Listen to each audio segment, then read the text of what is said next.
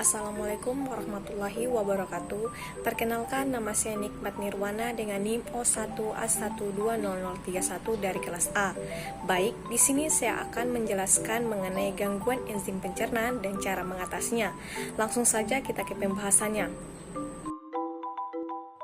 Apa itu pencernaan? Sistem pencernaan manusia adalah sebuah sistem yang membantu manusia dalam mencerna makanan dan minuman yang dikonsumsinya menjadi zat yang lebih mudah dicerna oleh tubuh dan diambil berbagai kandungan di dalamnya yang berguna untuk organ dalam dan bagian tubuh secara keseluruhan. Dengan pengertian lain, sistem pencernaan adalah proses perubahan makanan dan penyerapan sari makanan yang berupa nutrisi-nutrisi yang dibutuhkan dalam tubuh dengan bantuan enzim yang memecah molekul makanan kompleks menjadi sederhana sehingga mudah dicerna tubuh. Adapun sistem pencernaan manusia terdiri atas beberapa organ, diantaranya yang pertama mulut. Mulut adalah permulaan saluran pencernaan.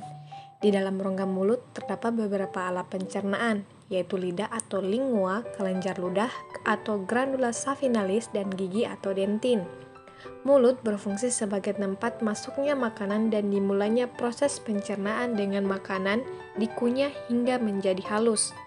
Enzim yang terdapat dalam rongga mulut adalah enzim amilase, yang berfungsi sebagai tempat terjadinya proses pemecahan amilo menjadi maltosa.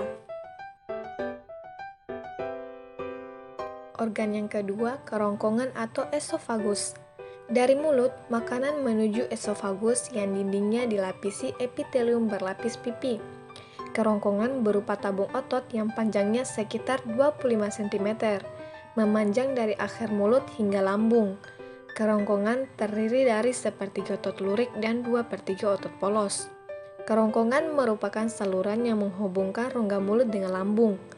Bagian dalam kerongkongan terdapat kelenjar mukosa yang berfungsi membasahi makanan sehingga menjadi licin. Organ yang ketiga, lambung. Lambung yaitu bagian saluran pencernaan yang melebar, yang fungsi utamanya adalah menampung makanan yang telah dimakan, mengubahnya menjadi bubur yang liat, yang dinamakan kimus atau simi. Lubang lambung selalu dalam keadaan tertutup, akan tetapi secara refleks, sfinkter kardial akan terbuka bila ada makanan yang masuk. Sfinkter kardial merupakan otot melingkar yang terdapat di antara esofagus dan lambung.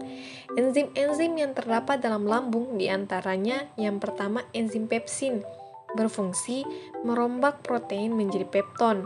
Yang kedua enzim lipase gastrik, yang berfungsi memecah lemak menjadi asam lemak dan gliserol. Yang ketiga enzim renin, berfungsi mengubah protein susu menjadi kasin. Dan yang keempat, enzim HCl atau asam lambung, berfungsi mengaktifkan enzim dan membunuh kuman. Organ yang keempat, usus halus atau intestinum. Usus halus berupa tabung yang terdiri atas 3 bagian, yaitu usus 12 jari atau duodenum, usus kosong atau jejunum, dan usus penyerapan atau ileum.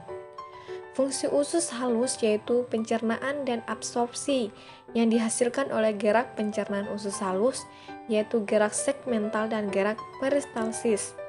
Enzim-enzim yang terdapat pada usus halus diantaranya yang pertama enzim enterokinase, berfungsi mengaktifkan tripsinogen yang dihasilkan oleh pankreas menjadi tripsin. Yang kedua enzim erepsin atau dipeptidase, berfungsi memecah ikatan protein menjadi asam amino. Dan yang ketiga enzim lipase, berfungsi mengubah lemak menjadi gliserol dan asam lemak. Organ yang kelima, usus besar atau kolon. Usus besar merupakan tempat bermuaranya usus halus. Usus besar dilapisi oleh membran mukosa tanpa lipatan, kecuali pada bagian rektum.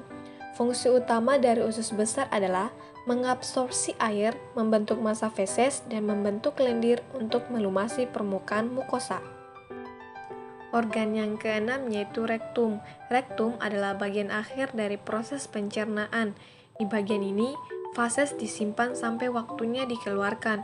Rektum dapat berkontraksi sehingga menimbulkan terjadinya defekasi, yaitu proses pengeluaran zat-zat sisa pencernaan makanan melalui anus. Dan organ yang terakhir dari sistem pencernaan manusia adalah anus. Anus merupakan lubang tempat keluarnya kotoran atau fases. Setelah sebelumnya ditampung di dalam rektum, anus terdiri atas 2 lapis otot, yaitu otot polos dan otot lurik.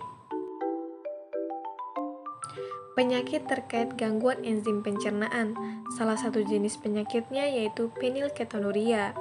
Fenilketonuria atau PKU merupakan salah satu penyakit yang disebabkan oleh adanya gangguan genetik karena ketidakmampuan metabolisme suatu enzim fenilalanin hidroksilase atau PAH.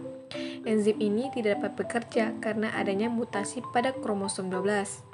Gen yang mempengaruhi penyakit fenilketonuria diketahui mencapai ratusan gen. Fenilketonuria akan menimbulkan keterbelakangan mental dan dampak-dampak permanen lain. Pengobatan penyakit fenilketonuria tidak bisa disembuhkan. Akan tetapi, dalam pengobatan fenilketonuria dapat bertujuan untuk mengendalikan kadar fenilalanin di dalam tubuh, agar tidak menimbulkan gejala serta untuk mencegah komplikasi. Adapun pengobatan fenilketonuria dapat dimulai dengan menerapkan pola makanan yang rendah fenilalanin.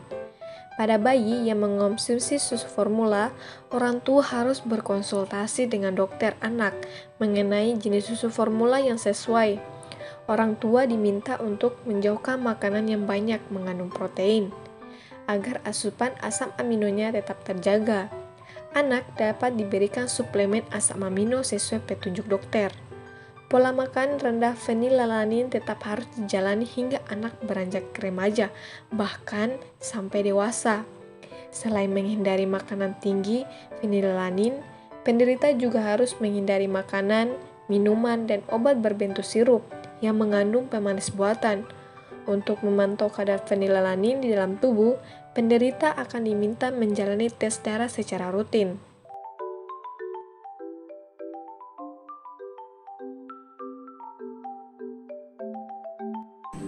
Itulah pembahasan mengenai gangguan enzim pencernaan dan cara mengatasinya yang dapat saya sampaikan. Sekian, wassalamualaikum warahmatullahi wabarakatuh.